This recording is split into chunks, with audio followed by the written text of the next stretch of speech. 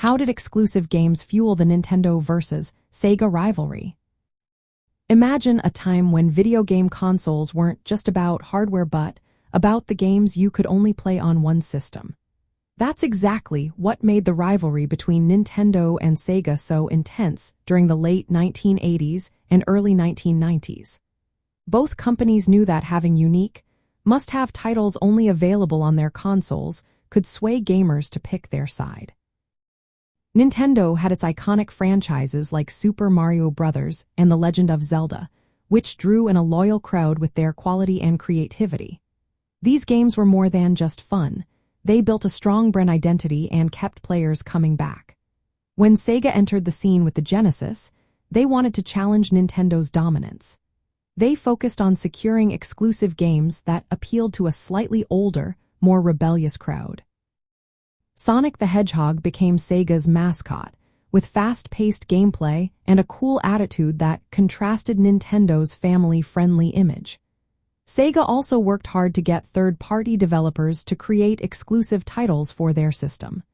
They loosened licensing rules, which meant more games could be made for the Genesis.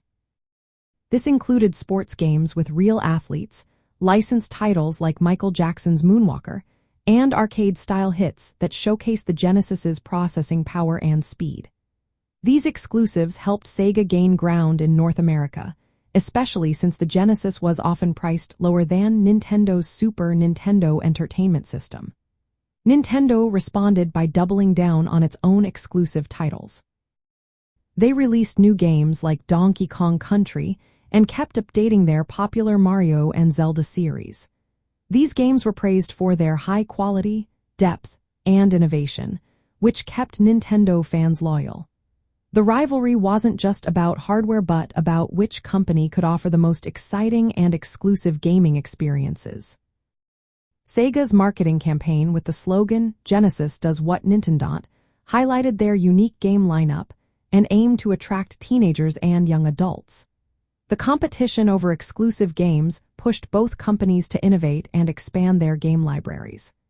This battle created some of the most memorable moments in gaming history and shaped how consoles and games evolved. From the late 1980s to the early 1990s, exclusive games became the battleground for this fierce rivalry, defining an era of gaming culture that still influences us today.